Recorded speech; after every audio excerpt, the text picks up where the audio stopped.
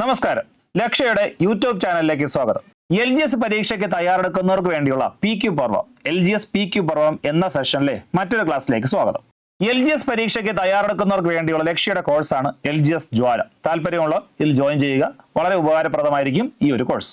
അപ്പൊ ഇന്നത്തെ നമ്മുടെ ടോപ്പിക് സ്വാതന്ത്ര്യാനന്തര ഇന്ത്യ. ഇതിനു മുന്നേ ഒരു പാർട്ട് നമ്മൾ ക്ലാസ് എടുത്തായിരുന്നു. അപ്പൊ സ്വാതന്ത്ര്യാനന്തര ഇന്ത്യയിൽ അന്ന് ഒരു ചെറിയൊരു പോർഷൻ പറഞ്ഞായിരുന്നു. അപ്പൊ അന്ന് നമ്മൾ പറഞ്ഞപ്പോഴേ സൂചിപ്പിച്ചായിരുന്നു 10ാം ക്ലാസ്സിലെ SCRT 10ാം ക്ലാസ്സിലെ സോഷ്യൽ സയൻസിലെ 7ാമത്തെ ചാപ്റ്ററിലുള്ള ആ ഒരു ടോപ്പിക്കാണ്. മീൻസ് ആ ഒരു ടോപ്പിക്കിനകത്ത് മുഴുവൻ സ്വാതന്ത്ര്യാനന്തര ഇന്ത്യ എന്നൊരു ടോപ്പിക്കാണ് സൂചിപ്പിക്കുന്നത്. അപ്പൊ അതിനകത്തുള്ള കണ്ടന്റ് ആണ് ഈ ഒരു സിലബസ് ഈ ഒരു ടോപ്പിക്കിൽ നിന്ന് ചോദിക്കുന്നത്. അപ്പൊ ആ ഒരു ടോപ്പിക് ആ ഒരു ചാപ്റ്റർ ആണ് നമ്മൾ കവർ ചെയ്ത് വരുന്നത്. ഓക്കെ. അപ്പൊ കഴിഞ്ഞ സെഷനിൽ നമ്മൾ കുറച്ച് മേഖലകൾ നോക്കിയായിരുന്നു. അതിന്റെ ബാക്കി മേഖലകൾ ഇന്ന് നമുക്ക് പരിശോധിക്കാം. ഇന്നത്തെ ആദ്യ ചോദ്യം, സ്വാതന്ത്ര്യത്തിന് ശേഷം ഇന്ത്യയിലെ നാട്ടുരാജ്യങ്ങളെ സംയോജിപ്പിച്ചപ്പോൾ ഇന്ത്യൻ യൂണിയനിൽ ചേരാൻ വിസമ്മതിച്ച നാട്ടുരാജ്യങ്ങളുടെ പേര് താഴെ പറയുന്നു.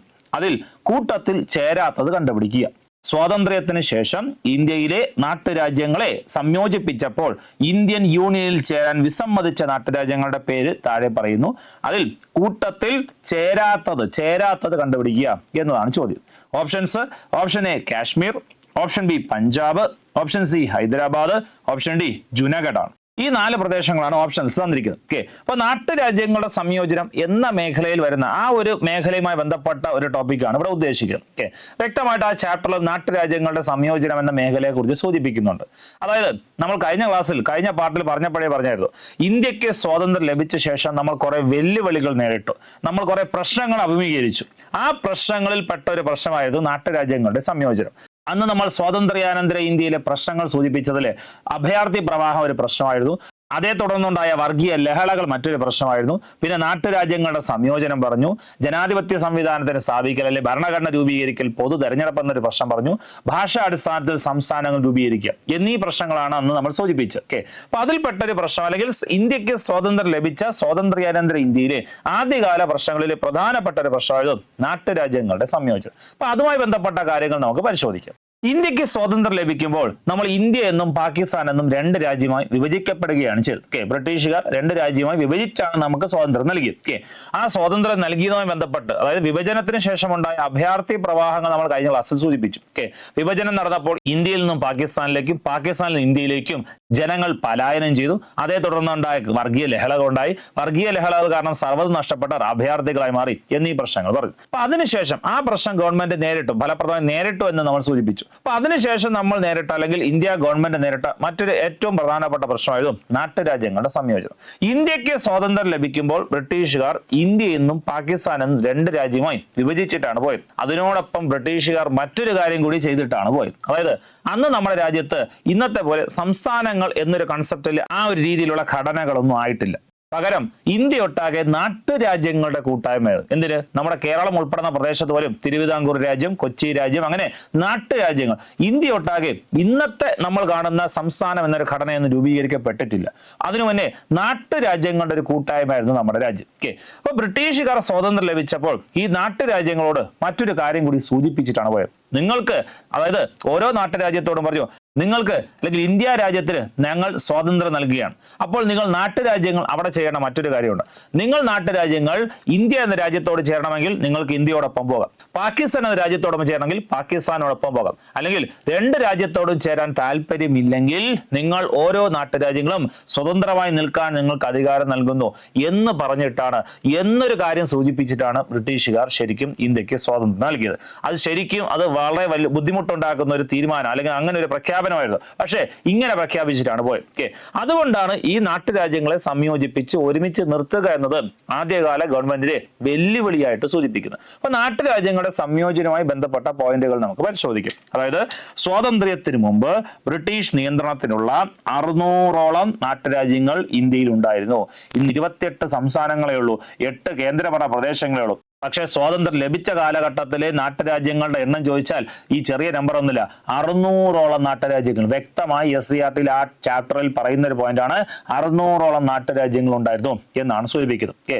മറ്റൊരു നമ്മുടെ LGS പരീക്ഷയ്ക്ക് വേണ്ടിയാണ് തയ്യാറെടുക്കുന്നത്. പക്ഷേ ഒരു ഫയർമാൻ എക്സാമിന് വ്യക്തമായിട്ട് എത്ര നാട്ടുരാജ്യങ്ങളുണ്ട് എന്ന് ഡെഫിനറ്റ് ആയിട്ട് നമ്പർ ഒരിക്കൽ PS ചോദിച്ചിട്ടുണ്ട്. അതുകൊണ്ട് ആ ടെക്സ്റ്റിൽ ആ പോയിന്റ് ഇല്ലെങ്കിലും അറിഞ്ഞിരിക്കണം എത്രയാണ് നാട്ടുരാജ്യങ്ങൾ ഉണ്ടായിരുന്നെന്ന് ചോദിച്ചാൽ 565 നാട്ടുരാജ്യങ്ങളാണ് ഇന്ത്യക്ക് സ്വാതന്ത്ര്യം ലഭിക്കുന്ന സമയത്ത് ഇവിടെ ഉണ്ടായിരുന്ന നാട്ടുരാജ്യങ്ങൾ, അല്ലെങ്കിൽ ഇന്ത്യക്ക് സ്വാതന്ത്ര്യം ലഭിക്കും മുന്നേ ബ്രിട്ടീഷ് നിയന്ത്രണത്തിലുള്ള നാട്ടുരാജ്യങ്ങളുടെ എണ്ണം ചോദിച്ചാൽ 565 എണ്ണമാണ്. അതായത് ആ SCERT ടെക്സ്റ്റിൽ ഒരു 600ഓളം എന്നൊരു റഫ് ആയിട്ടുള്ള ഡേറ്റ മാത്രമേ പറയുന്നുള്ളൂ. വ്യക്തമായിട്ട് നമ്പർ ഒരു ചോദ്യം വന്നു കഴിഞ്ഞാൽ നമ്പർ 565.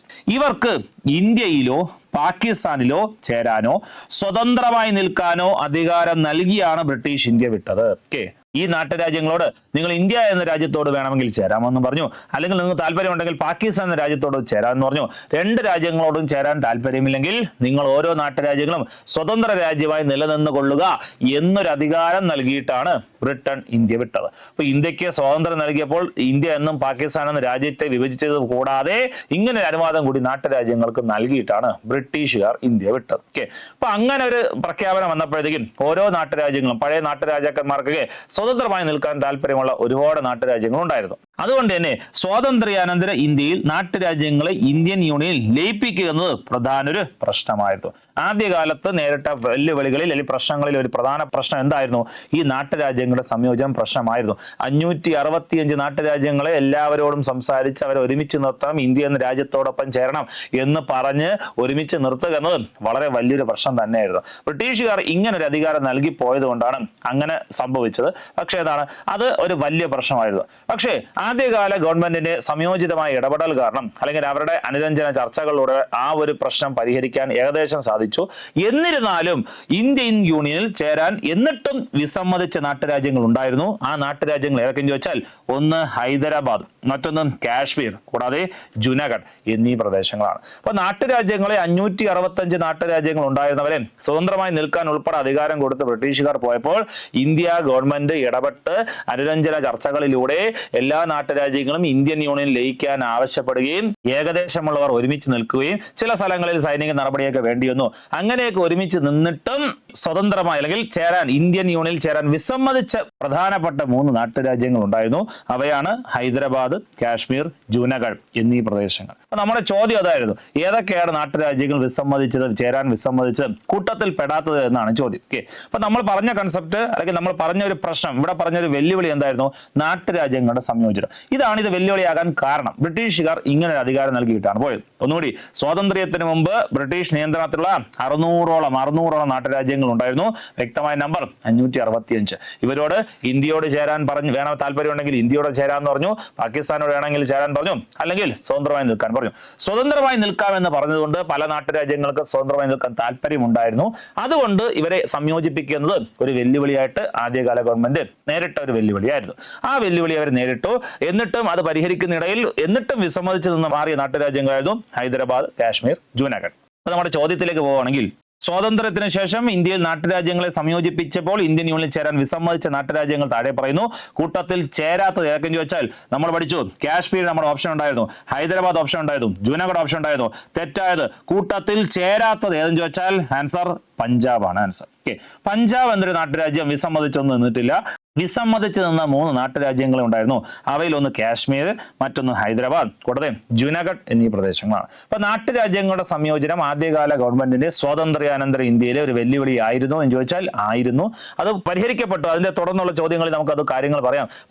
പരിഹരിക്കപ്പെടാത്തൊരു പ്രശ്നമൊന്നുമല്ല. കാരണം ഇന്ന് നമ്മൾ സംസ്ഥാനങ്ങൾ അല്ലെങ്കിൽ കേന്ദ്രഭരണ പ്രദേശങ്ങൾ എന്നൊരു ഘടനയാണ് നമ്മുടെ രാജ്യത്തുള്ളത്.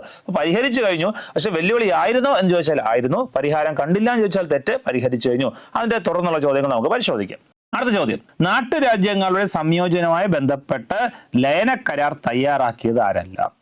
അപ്പൊ നാട്ടുരാജ്യങ്ങളുടെ സംയോജനം ഒരു വെല്ലുവിളിയായിരുന്നു എന്ന് നമ്മൾ തൊട്ട് മുന്നേ പറഞ്ഞു. അവയിൽ 565 നാട്ടുരാജ്യങ്ങളെ ഏകദേശം 3 പേര് ഒഴികെ ബാക്കി എല്ലാവരും ചേരാൻ സമ്മതിച്ചു. അവരെ ചേർക്കാൻ വേണ്ടി, അവരെ ലയിപ്പിക്കാൻ വേണ്ടി നമ്മൾ, അല്ലെങ്കിൽ ഇന്ത്യ ഗവൺമെന്റ് ഒരു ലയന കരാർ തയ്യാറാക്കി. അത് ആരൊക്കെയാണ് തയ്യാറാക്കിയത് എന്നാണ് ചോദ്യം. അപ്പൊ അങ്ങനെ ഒരു സംഭവം അതിനിടയ്ക്ക് ഉണ്ടായിരുന്നു. ലയന കരാർ എന്നൊരു പ്രക്രിയയൊക്കെ ഉണ്ടായിരുന്നു. അതുമായി ബന്ധപ്പെട്ട കാര്യങ്ങൾ നമുക്ക് പരിശോധിക്കാം. ചോദ്യത്തിന്റെ ഓപ്ഷൻ കൂടി വായിക്കാം. ആരൊക്കെയാണ് തയ്യാറാക്കിയെന്ന് ചോദിച്ചു കഴിഞ്ഞാൽ, ഓപ്ഷൻ എ ജവഹർലാൽ നെഹ്റുവും സർദാർ പട്ടേലും, ഓപ്ഷൻ ബി ജവഹർലാൽ നെഹ്റുവും VP മേനോനും, ഓപ്ഷൻ സി സർദാർ പട്ടേലും VP മേനോനും, ഓപ്ഷൻ ഡി സർദാർ പട്ടേലും അംബേദ്കറും. ഈ ഓപ്ഷനുകളിൽ ആരൊക്കെയാണ് ലയനക്കരാർ ഈ നാട്ടുരാജ്യങ്ങളെ സംയോജിപ്പിക്കാൻ ആവശ്യമായ ലയനക്കരാർ തയ്യാറാക്കിയത് എന്നാണ് ചോദ്യം. അപ്പൊ അതുമായി ബന്ധപ്പെട്ട ജസ്റ്റ് 1-2 പോയിന്റുകൾ നമുക്ക് പരിശോധിച്ചിട്ട് ഉത്തരത്തിലേക്ക് വരാം. അപ്പൊ തൊട്ടു മുന്നേ നമ്മൾ സൂചിപ്പിച്ചായിരുന്നു സ്വാതന്ത്ര്യാനന്തര ഇന്ത്യയിൽ നാട്ടുരാജ്യങ്ങളെ ഇന്ത്യൻ യൂണിയൻ ലയിപ്പിക്കുക എന്നത് പ്രധാന പ്രശ്നമായിരുന്നു. അത് നമ്മൾ നേരിട്ടൊരു പ്രശ്നം തന്നെയായിരുന്നു. അതിന്റെ കാരണവും നമ്മൾ സൂചിപ്പിച്ചു. ബ്രിട്ടീഷുകാർ ഇങ്ങനെ നാട്ടുരാജ്യങ്ങൾക്ക് സ്വതന്ത്രമായി നീക്കാൻ അധികാരം കൊടുത്തത് കൊണ്ട് പലരും അങ്ങനെ ആഗ്രഹിച്ചു. അതുകൊണ്ട് ഈ 565 അല്ലെങ്കിൽ 600ഓളം നാട്ടുരാജ്യങ്ങളെ ഒരുമിച്ച് നിർത്തുക, ലയിപ്പിക്കുക എന്നത് വളരെ വലിയൊരു വെല്ലുവിളി തന്നെയായിരുന്നു. നാട്ടുരാജ്യങ്ങളുടെ സംയോജനത്തിന് ചുമതല വഹിച്ച വ്യക്തി ആരെന്ന് ചോദിച്ചാൽ വളരെ ഇമ്പോർട്ടന്റ് ആണ്. അത് സർദാർ വല്ലഭായ് പട്ടേലാണ്. സർദാർ വല്ലഭായ് പട്ടേലാണ് നാട്ടുരാജ്യങ്ങളെ സംയോജനത്തിന് വേണ്ടി ചുമതല നൽകപ്പെട്ട വ്യക്തി. അപ്പൊ അന്നത്തെ ആദ്യകാല താൽക്കാലിക ഇന്ത്യ ഗവൺമെന്റിലെ ഒരു വ്യക്തി, പ്രധാനപ്പെട്ട ഒരു മന്ത്രിയായിരുന്ന സർദാർ വല്ലഭായ് പട്ടേലാണ് ഈ ഒരു ചുമതല ഏൽപ്പിച്ചത്. ഇത് ഏൽപ്പിക്കാനുള്ള കാരണം കേന്ദ്ര മന്ത്രിസഭയിൽ സംസ്ഥാനങ്ങളുമായി ബന്ധപ്പെട്ട വകുപ്പിന്റെ ചുമതല സർദാർ പട്ടേലാണ് വഹിച്ചിരുന്നത്. അതുകൊണ്ടാണ് അദ്ദേഹത്തിന് ഈ പദവി അല്ലെങ്കിൽ ഈ ഒരു ചുമതല ലഭിച്ചത്. അപ്പോൾ ഈ നാട്ടുരാജ്യങ്ങൾ വിസമ്മതിച്ചിരുന്ന അല്ലെങ്കിൽ ഒരുമിച്ച് നിൽക്കാൻ താല്പര്യമില്ലാതിരുന്ന നാട്ടുരാജ്യങ്ങളെ ഒരുമിച്ച് നിർത്തിക്കാൻ വേണ്ടി, ലയിപ്പിക്കാൻ വേണ്ടി, ഇന്ത്യൻ യൂണിയൻ ലയിപ്പിക്കാൻ വേണ്ടി ചുമതലപ്പെട്ട വ്യക്തികളിൽ ഒരാൾ ആരെന്ന് ചോദിച്ചാൽ അതൊന്ന് സർദാർ വല്ലഭായ് പട്ടേൽ. അദ്ദേഹം ആ കാലഘട്ടത്തിൽ വഹിച്ചിരുന്ന പദവി കേന്ദ്ര മന്ത്രിസഭയിൽ സംസ്ഥാനങ്ങളുടെ ചുമതലയുള്ള മന്ത്രിയായിരുന്നു സർദാർ പട്ടേൽ. പക്ഷേ സർദാർ പട്ടേൽ ഒറ്റയ്ക്കല്ലേ ഈ കാര്യം ചെയ്തത്. നാട്ടുരാജ്യങ്ങളുടെ സംയോജനത്തിന് പ്രധാന പങ്കുവഹിച്ച മലയാളിയായ സ്റ്റേറ്റ്സ് ഡിപ്പാർട്ട്മെന്റ് സെക്രട്ടറി കൂടിയായിരുന്നു VP മേനോൻ. സംസ്ഥാനങ്ങളുടെ ചുമതലയുള്ള മന്ത്രിയായ സർദാർ പട്ടേലിന് ചുമതല കൊടുക്കുക കൂടാതെ നാട്ടുരാജ്യങ്ങളുടെ സംയോജനത്തിൽ പ്രധാന പങ്ക് വഹിച്ച മലയാളിയായ സ്റ്റേറ്റ്സ് ഡിപ്പാർട്ട്മെന്റ് സെക്രട്ടറിയാണ് VP മേനോൻ. അപ്പൊ VP മേനോനും കൂടി ഈ ചുമതല നൽകപ്പെട്ടു. സർദാർ പട്ടേൽ മന്ത്രിയായിരുന്നു, ഇദ്ദേഹം ഒരു സർക്കാർ ഉദ്യോഗസ്ഥനായിരുന്നു. എന്തായിരുന്നു പദവി എന്ന് ചോദിച്ചാൽ അറിഞ്ഞിരിക്കണം. States department secretary. സംസ്ഥാനങ്ങളുടെ ചുമതലയുള്ള മന്ത്രിയായിരുന്നു Sardar Patel, States department secretary ആയിരുന്നു VP മേനോൻ. നാട്ടുരാജ്യങ്ങളെ ഇന്ത്യൻ യൂണിയനിൽ ലയിപ്പിക്കാൻ ഇവർ രണ്ടുപേരും ഒരു ലയന കരാർ തയ്യാറാക്കി. ആ കരാർ അറിയപ്പെടുന്ന പേരാണ് ഇൻസ്ട്രുമെന്റ് ഓഫ് അസഷൻ. ലയന കരാർ, ഈ നാട്ടുരാജ്യങ്ങളെ ലയിപ്പിക്കുന്നതിന് വേണ്ടിയുള്ള ലയന കരാർ തയ്യാറാക്കിയത് ഇവർ രണ്ടുപേരുമാണ്. സംസ്ഥാനങ്ങളുടെ ചുമതലയുള്ള മന്ത്രിയായ സർദാർ പട്ടേലും സ്റ്റേറ്റ്സ് ഡിപ്പാർട്ട്മെന്റ് സെക്രട്ടറിയായ മലയാളിയായ VP മേനോനും കൂടി ചേർന്നാണ് ഇങ്ങനൊരു ലയന കരാർ തയ്യാറാക്കിയത്. ലയന കരാർ അല്ലെങ്കിൽ ഇൻസ്ട്രുമെന്റ് ഓഫ് അസഷൻ എന്നറിയപ്പെടുന്നു. ഈ കരാർ അനുസരിച്ച് നാട്ടുരാജ്യങ്ങൾ കേന്ദ്ര സർക്കാരിന് കൈമാറുന്ന മേഖലകൾ ഏതൊക്കെയെന്ന് ചോദിച്ചാൽ ഒന്ന് പ്രതിരോധം, മറ്റൊന്ന് വിദേശകാര്യം, മറ്റൊന്ന് വാർത്താവിനിമയം. ഈ നാട്ടുരാജ്യങ്ങൾ ലയിപ്പിക്കാൻ അല്ലെങ്കിൽ ലയിക്കാൻ വിസമ്മതിച്ചിരുന്ന നാട്ടുരാജ്യങ്ങളെ ഒരൊറ്റ ദിവസം കൊണ്ട് മുഴുവൻ രാജ്യവും ഏൽപ്പിച്ചിട്ട് പോകാനല്ല കേന്ദ്ര സർക്കാർ ആവശ്യപ്പെട്ടത്.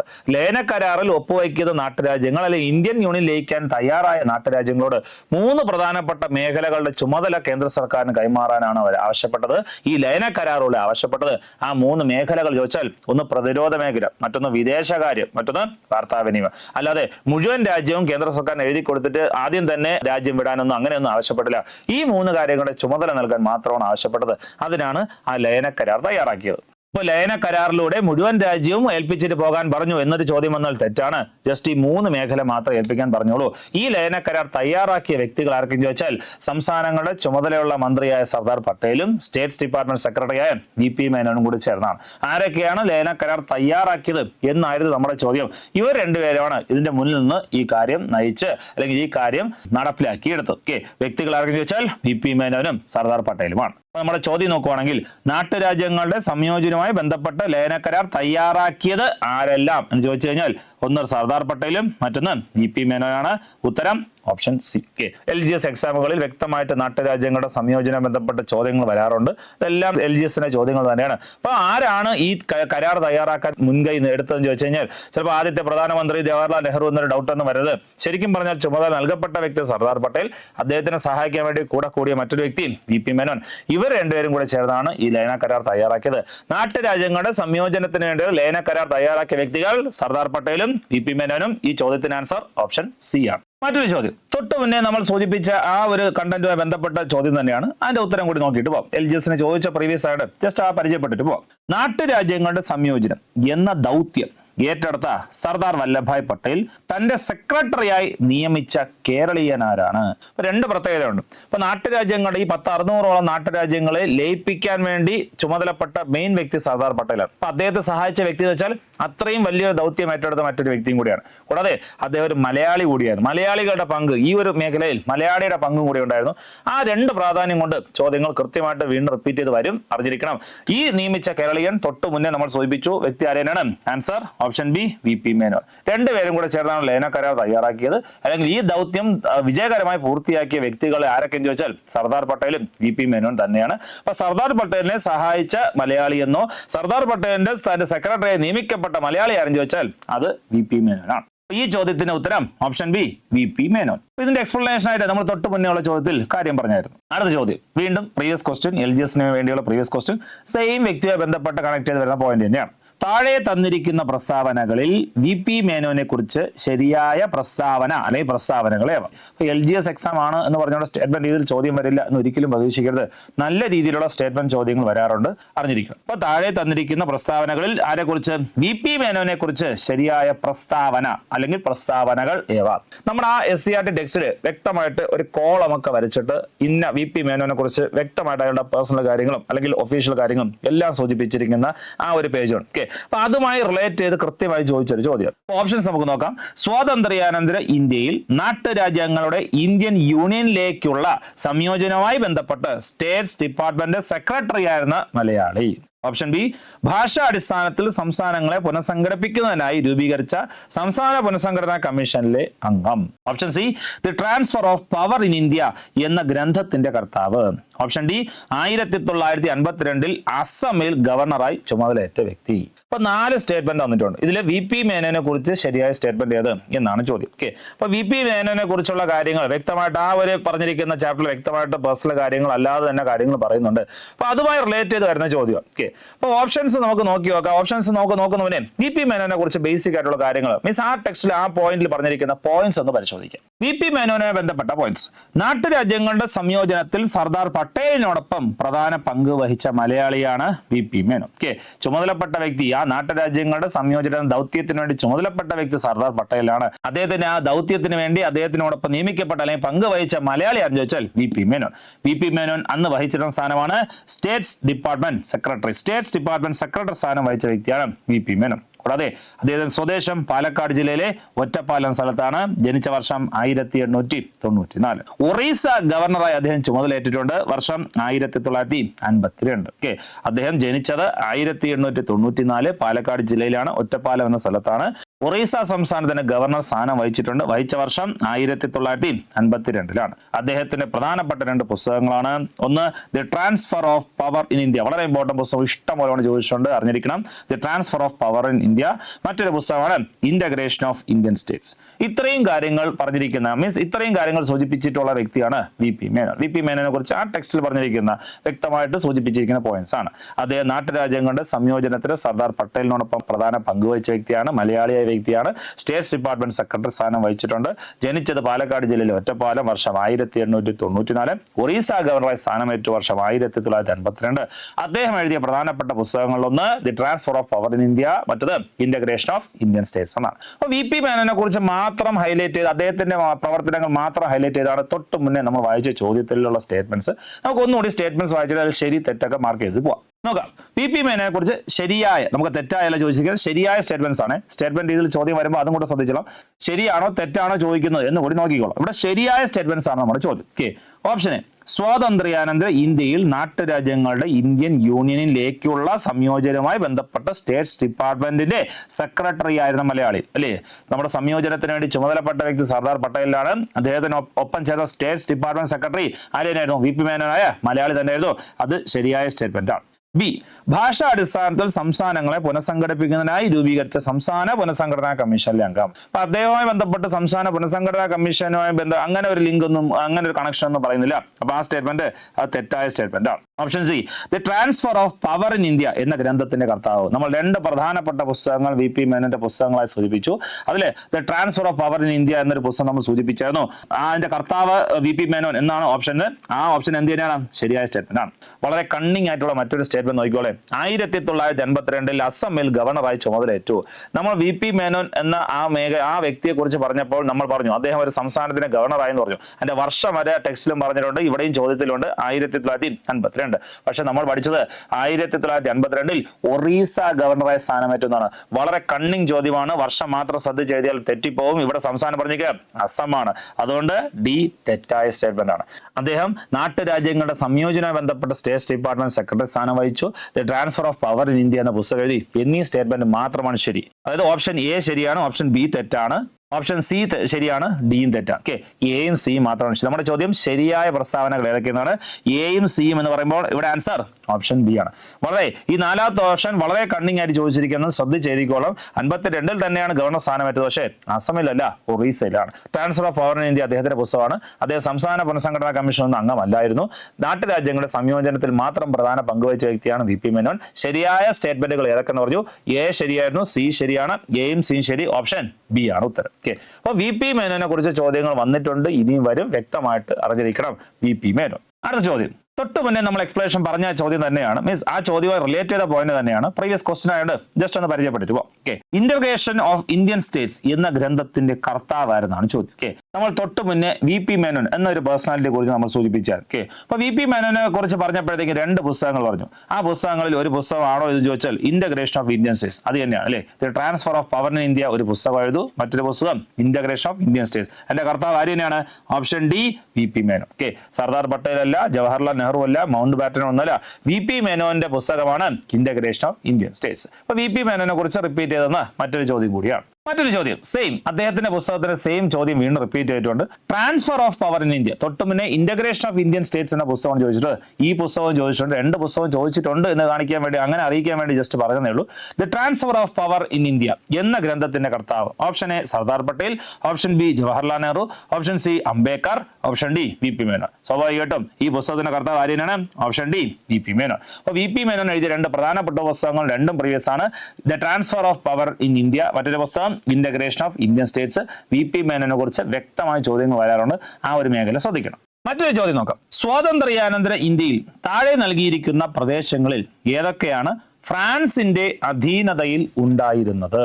ഫ്രാൻസിന്റെ അധീനതയിൽ ഉണ്ടായിരുന്ന പ്രദേശങ്ങൾ ഏതൊക്കെ എന്നാണ് ചോദ്യം. അപ്പൊ നമ്മുടെ സ്വാതന്ത്ര്യാനന്തര ഇന്ത്യ നേരിട്ട വെല്ലുവിളികൾ എന്ന മേഖലയിലെ ഓരോ പോർഷൻസ്, ആ ഓരോ ടോപ്പിക്കായിട്ട് നോക്കി വരികയാണ്. ആദ്യം നമ്മൾ അഭയാർത്ഥി പ്രവാഹം പറഞ്ഞു, അതിനെ തുടർന്നുണ്ടായ വർഗീയ ലഹള പറഞ്ഞു, പിന്നെ ഇപ്പൊ പറഞ്ഞത് തൊട്ട് മുന്നേ സൂചിപ്പിച്ചത് നാട്ടുരാജ്യങ്ങളുടെ സംയോജനമാണ്. അപ്പൊ നാട്ടുരാജ്യങ്ങളുടെ സംയോജനം പറയുമ്പോൾ 600ഓളം നാട്ടുരാജ്യങ്ങളെ ഒരുമിച്ച് ഇന്ത്യൻ യൂണിയൻ ലയിപ്പിക്കുക എന്ന ദൗത്യം, എന്നൊരു പ്രക്രിയയെ കുറിച്ചാണ് നമ്മൾ അവിടെ സൂചിപ്പിച്ചത്. ഓക്കെ, അത് ആദ്യകാലം നമ്മൾ നേരിട്ട വെല്ലുവിളിയാണെങ്കിലും നമ്മൾ എന്ത് ചെയ്തു? ഭൂരിഭാഗം നാട്ടുരാജ്യങ്ങളെ ഒരുമിച്ച് നിർത്തി നമ്മൾ ലയിപ്പിക്കുകയാണ് ചെയ്തത്. ഓക്കെ, ആ ലയന പ്രക്രിയയൊക്കെ ഏകദേശം പൂർത്തിയായി വന്നപ്പോൾ നമ്മൾ, അല്ലെങ്കിൽ ഇന്ത്യ ഗവൺമെന്റ് നേരിട്ട മറ്റൊരു പ്രശ്നമായിരുന്നു ബ്രിട്ടീഷുകാരെ കൂടാതെ ഇന്ത്യയിൽ ഉണ്ടായിരുന്ന മറ്റ് അധിനിവേശങ്ങൾ, മറ്റ് യൂറോപ്യൻ അധിനിവേശങ്ങൾ. നിങ്ങൾക്ക് ഓർമ്മയുണ്ടോ എന്ന് അറിയില്ല, നമ്മൾ ഫസ്റ്റ് പാർട്ടിൽ നമ്മൾ സൂചിപ്പിച്ചായിരുന്നു. ഫസ്റ്റ് പാർട്ട്, ഈ ഒരു ടോപ്പിക്കിന്റെ ഫസ്റ്റ് പാർട്ടിൽ നമ്മളൊരു പോയിന്റ് സൂചിപ്പിച്ചു. അന്ന് നമ്മൾ ആദ്യത്തെ ചോദ്യം പറഞ്ഞത് താഴെ പറയുന്നത് സ്വാതന്ത്ര്യാനന്തര ഇന്ത്യ നേരിട്ട പ്രശ്നങ്ങൾ ഉൾപ്പെടാത്തത് ഏത് എന്നും പറഞ്ഞുകൊണ്ടൊരു ചോദ്യമാണ് നമ്മൾ അവിടെ പഠിച്ചത്. ഓക്കെ, അന്ന് നമ്മൾ അവിടെ ഓപ്ഷൻ ഉണ്ടായത് 1 അഭയാർത്ഥി പ്രവാഹം, അത് പ്രശ്നമായിരുന്നു.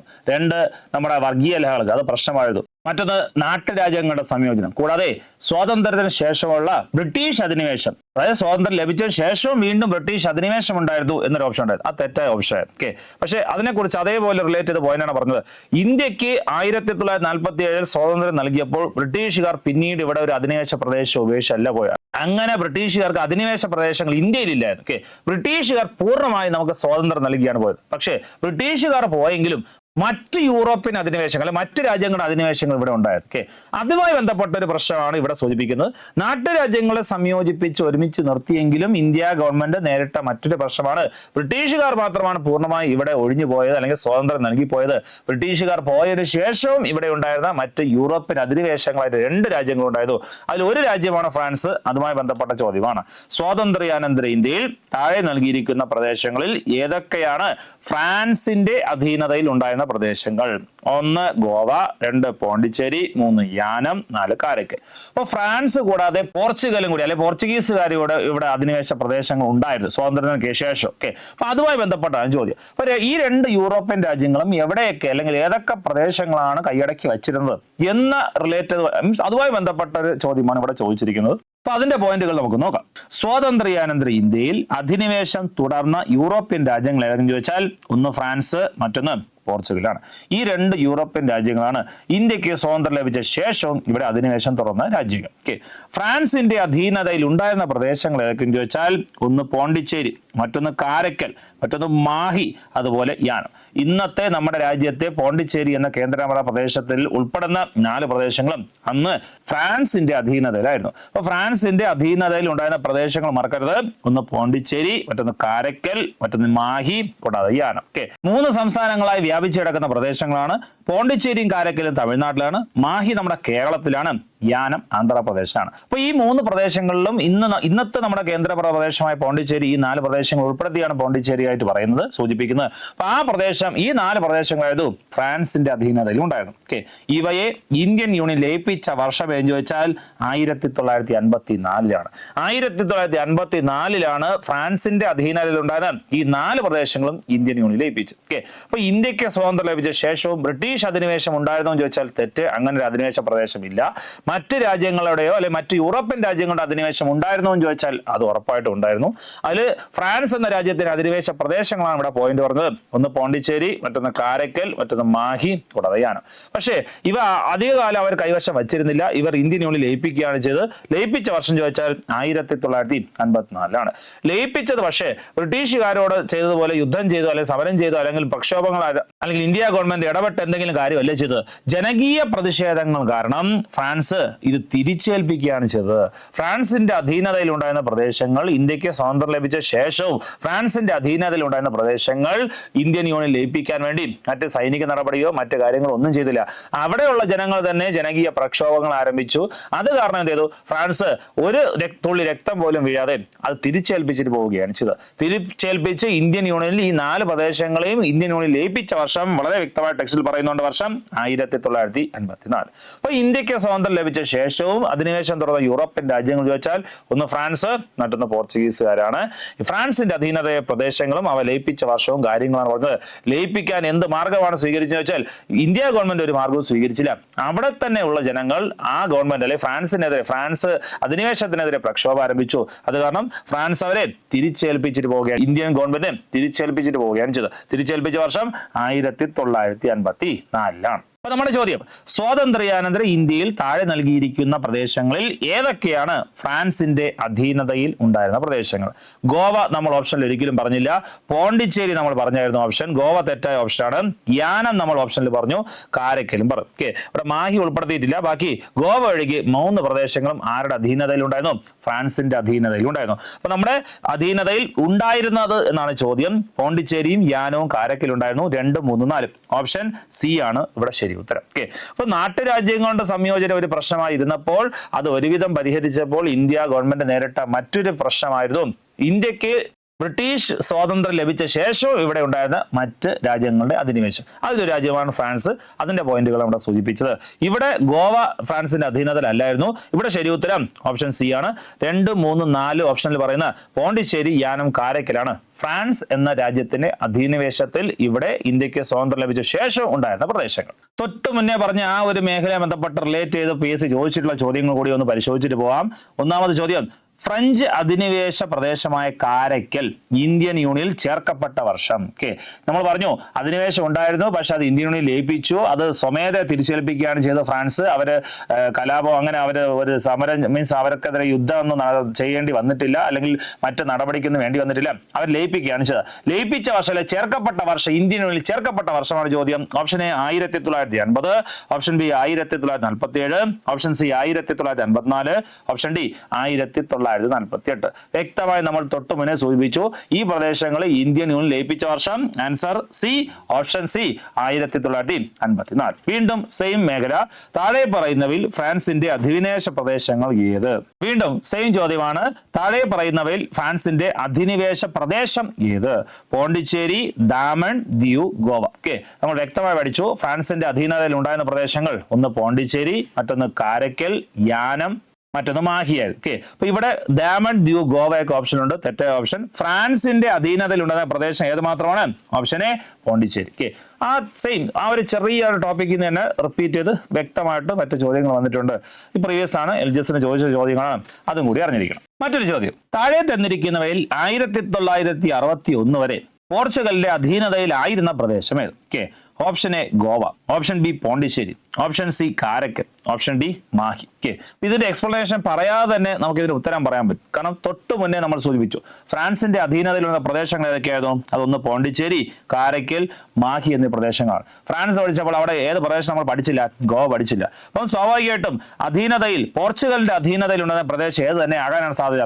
ഗോവ തന്നെ ആകാനാണ് സാധ്യത. നമുക്ക് അതിന്റെ എക്സ്പ്ലനേഷൻ കൂടി വായിച്ചിട്ട് നമുക്ക് ഉത്തരത്തിലോട്ട് വരാം. സ്വാതന്ത്ര്യാനന്തര ഇന്ത്യയിൽ അധിനിവേശം തുറന്ന യൂറോപ്യൻ രാജ്യങ്ങളായിരുന്നു തൊട്ട് മുന്നേ നമ്മൾ സൂചിപ്പിച്ച പോലെ ഒന്ന് ഫ്രാൻസും മറ്റൊന്ന് പോർച്ചുഗൽ. പോർച്ചുഗലിന്റെ അധീനതയിൽ ഉണ്ടായിരുന്ന പ്രദേശങ്ങൾ ഏതെന്ന് ചോദിച്ചാൽ വ്യക്തമായി പഠിച്ചോളാം. ഒന്ന് ഗോവ, മറ്റൊന്ന് ദാമൻ, മറ്റൊന്ന് ദ്വീപ്. ഓക്കെ, അതായത് നമ്മുടെ ഈ ഫ്രാൻസിന്റെ അധീനതയിലുണ്ടായ പ്രദേശങ്ങളായിരുന്നു പോണ്ടിച്ചേരി, കാരക്കൽ, മാഹി, യാനം.